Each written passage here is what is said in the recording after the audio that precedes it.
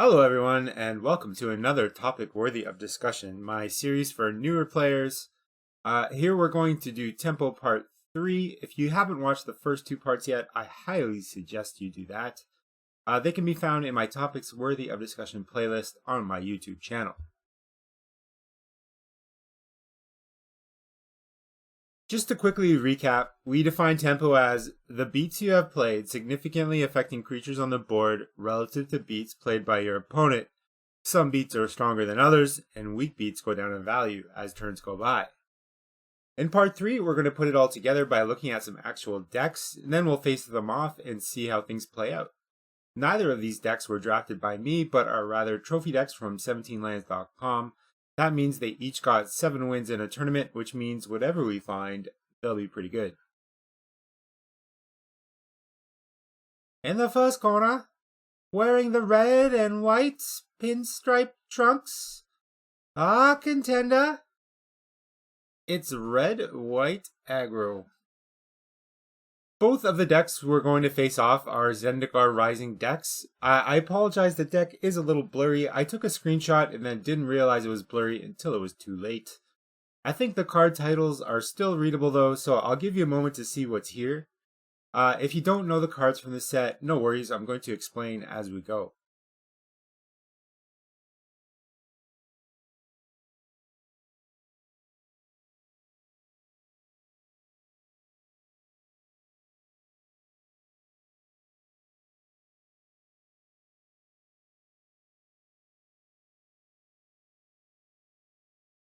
Okay, so with this deck, the player is looking to be aggressive early and kill their opponent quickly. In other words, it's a tempo deck. Also note that this deck has a low curve. Over half the cards cost 2 mana or less, and there's only 2 cards that cost more than 3 mana. The low curve will help ensure the player has options in the early game. He's also more likely to multi-spell on each turn, so he can unload his hand quickly and hopefully get the kill before the opponent knows what hit them. By my count, there's also 18 creatures in this deck, which is quite a few. It's important that this player always has threats on the board, preferably more than his opponent. Also, there's quite a few cards here that can pump creatures, so a high creature count increases the power of those cards as well. This deck is also light on removal, which is okay with low curve aggro decks. Here pumping is cheap, early creatures will shine, while he's getting in early and overwhelming his opponent. There are several ways to pump creatures with this deck. For example, the Seagate Banneret can pump his entire team, turning good blocks for the opponent into bad ones. The 2 Relic Axes can pump creatures as well and can be moved around for maximum effect. And the 2 Kargan War Leaders can pump other warriors on the team. Most of the creatures here are warriors, so the war leaders should be especially good. There are also some cards here that can provide virtual tempo. Remember that virtual tempo is temporary tempo that is easily lost. This can lead to spikes in tempo and make it easier to overwhelm the opponent quickly. For example, the Sneaking Guide can make some of these creatures unblockable. Preventing the opponent from blocking is a great way to add virtual tempo. There's some other virtual tempo here, but let's move on to the next deck. In our second corner, wearing the blue trunks with the black stars, the defending champion, Black Blue Control. Again, I'll give you a moment to see what's here before getting into it.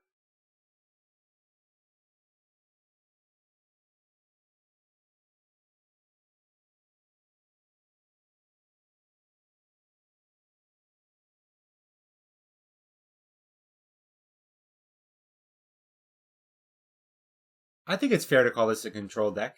It's slower than our first deck, and the player is hoping to get to the late game where some powerful spells and card advantage can take over. There's also a low creature count. I count 12 if you include the Roost of Drakes and exclude the Demon's Disciple, which is basically a removal spell. The Roost of Drakes could be the best card in this deck. It allows him to make a 2/2 Drake token every time he pays the kicker cost for a spell. This could potentially create many Drake tokens.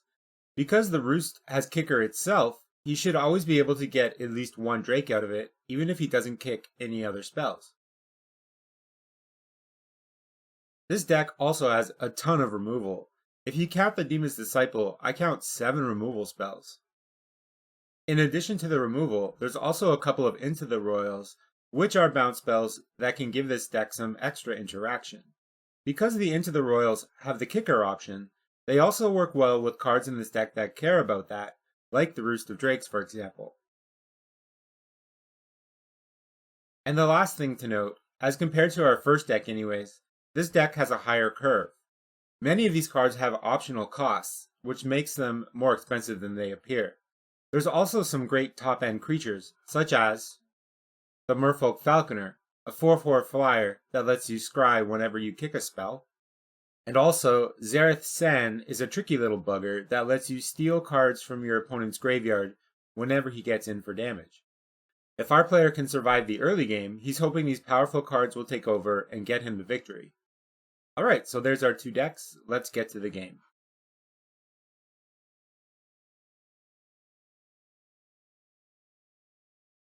Okay, so we're going to face these 2 decks off against each other now. On the bottom we have our red-white aggro deck. On the top is our black-blue control deck. I'm rigging the game a little bit by giving each player 3 basic lands and then 4 random playables. But after that, every draw will be random, I assure you. I'm also putting the aggro deck on the play because, hey, we're talking about tempo here and we want to see some early tempo from our aggro deck.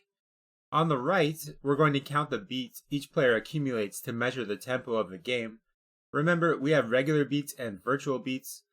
You can see the opening hand for each player, good cards in each hand. Let's play.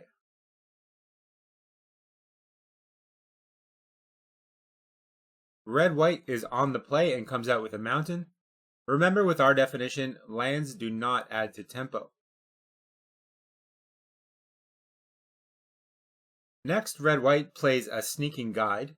This is definitely a relevant creature at this point in the game, so we'll give him a beat and he takes the tempo lead.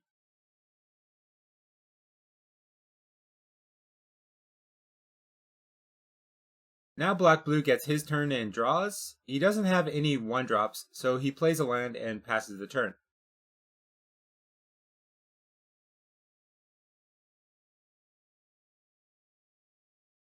After turn 1, red-white already has a tempo lead. With his deck, he wants to overrun his opponent as quickly as possible, so this is great for him. On turn 2, he has also drawn a Fisher Wizard. That's great because he wouldn't have had anything else to do on this turn.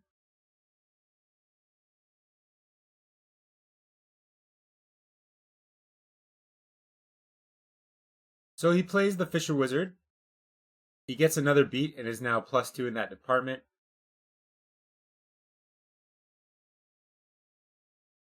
He then attacks with the guide to hit his opponent for 1. He's already converting his early tempo advantage into damage, which is exactly what he wants to do.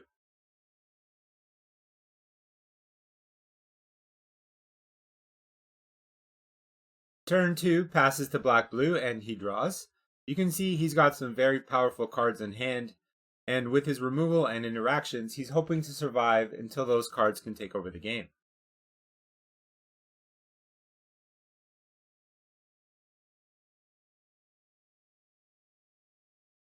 He plays a land followed by the Pack Beast. The Pack Beast gives him a beat, as it's a relevant creature given the board.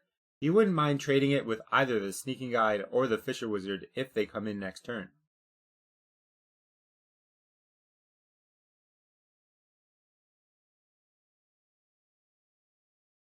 We move to turn 3, and red-white draws Practice Tactics, a nice removal spell. 1-mana spells are great in tempo decks because it makes it more likely you can do multiple things on the same turn and build the tempo advantage. What red-white would prefer to do here is play a land, play the Ardent Electromancer, and then use the extra mana generated to do something else. This is another way he could do 2 things on the same turn and build his tempo. Unfortunately, that wouldn't work here because the Electromancer wouldn't add the right color of mana. So first he's going to attack with both creatures. When tempoing your opponent, often you want to preserve your creatures until you can do something to cash in your advantage. But in this situation, you'd rather preserve his only removal spell, so he's fine trading and dealing more damage. Black-blue blocks the Fisher Wizard, they trade, and black-blue loses another life.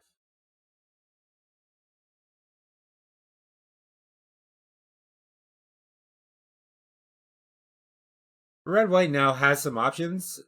He could cast 3 different creatures. He goes with the Expedition Champion because the War Leader on the following turn would let him swing for 5.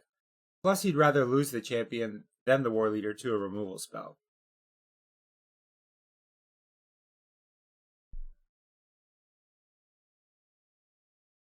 This gives red-white another beat, and the tempo advantage is now 3-1.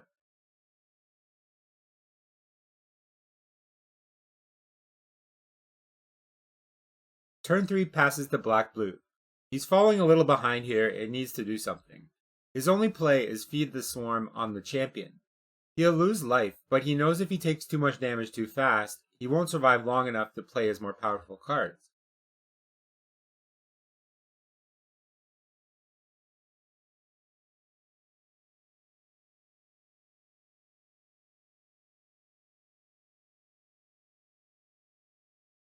Notice that black-blue got a beat because he killed an opposing creature, but red-white's strategy is working so far.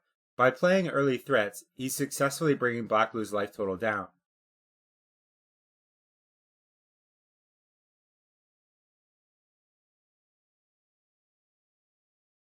On turn 4, red-white has another opportunity to gain tempo. Here he can play a mountain. Then he'll have enough to play the Electromancer and use the extra mana to cast his War Leader. On a single turn, he puts 2 relevant creatures onto the battlefield and gains 2 beats.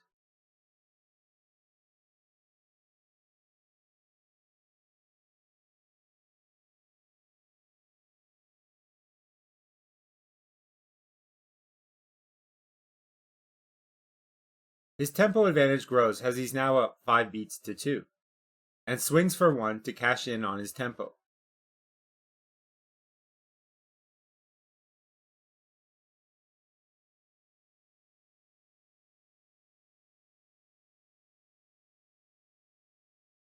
Turn 4 passes to black-blue. He needs to do something to catch up here. He uses his most powerful card, Roost of Drakes, and kicks it to create a Drake token. The Drake is a good block for the Electromancer.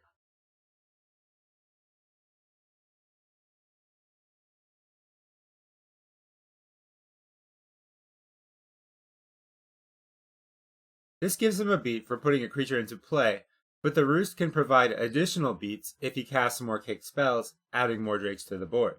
This may allow him to catch up. His cards are more powerful, but they're also slower and more expensive. But if the game goes long enough, he should take over.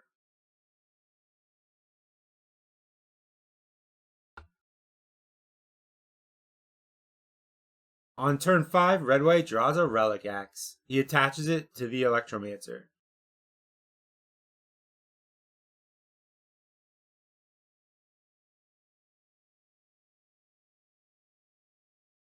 This stats upgrade given the board and black-blue's decreasing life total is definitely significant, so we'll give him a beat for playing the equipment. Also, we'll give him a virtual beat.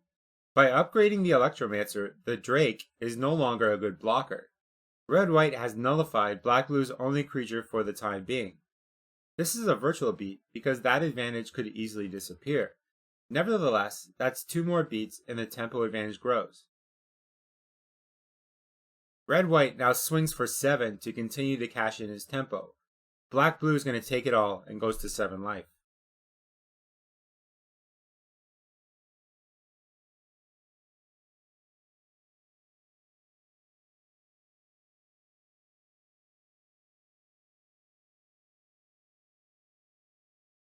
Black-blue is in trouble now. He's getting tempoed to death quickly here. He could play the Falconer, but he knows that if it dies through a removal spell, the game is basically over. Into the Royal is the safer option, so he passes the turn.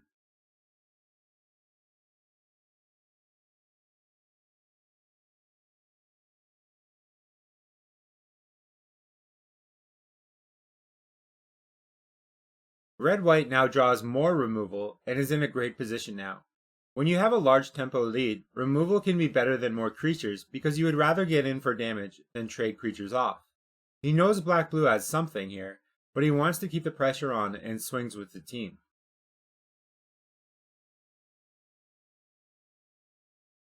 Before blocks, black-blue into the Royals the equipped Electromancer, bouncing it to red-white's hand.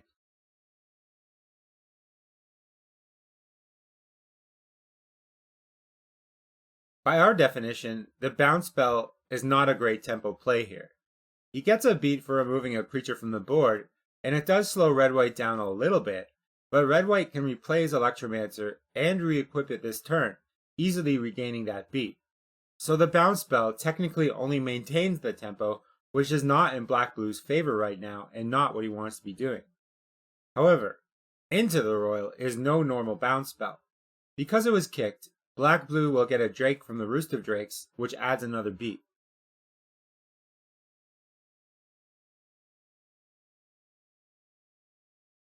Also, because the Drakes can now block profitably, red-white loses the virtual tempo he had gained earlier. It's a massive swing in tempo for now. Good for black-blue.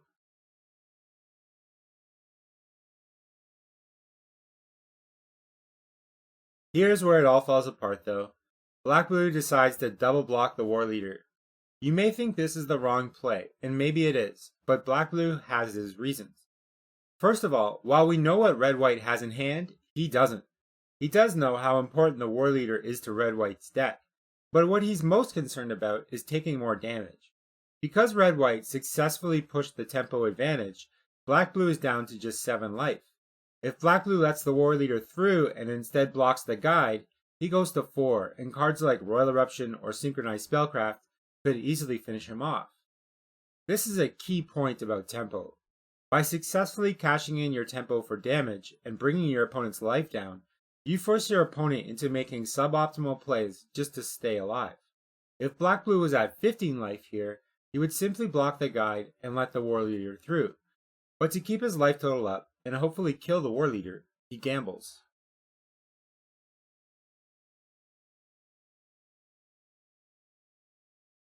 Unfortunately, it's a losing gamble. Red-white responds with practice tactics and blows out his opponent. This effectively kills 2 creatures and keeps his war leader alive, so will add 2 beats for red-white. Black-blue goes to 6 life.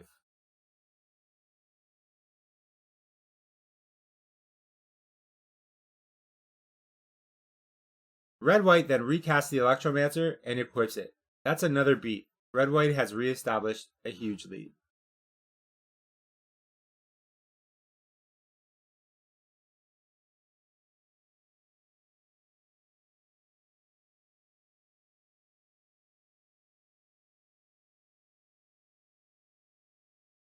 Black-blue is in huge trouble now. He has a Roost of Drakes in play and powerful cards in hand, but is getting tempoed and is running out of time. He can't get the cards out of his hand quick enough.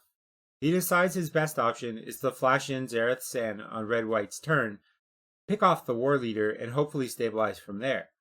Stabilizing is another aspect of tempo. As the game goes longer, tempo becomes less relevant, and it's more about card advantage and powerful cards. Remember, by our definition, weak beats go down in value as the game progresses. That's why red-white is working hard to ensure the game doesn't go very long.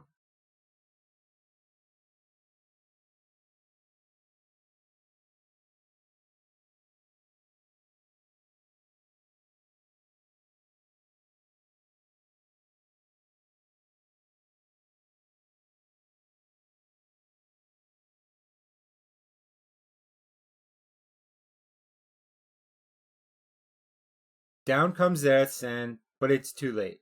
Before blocks, red-white uses Synchronized Spellcraft to kill it and win the game.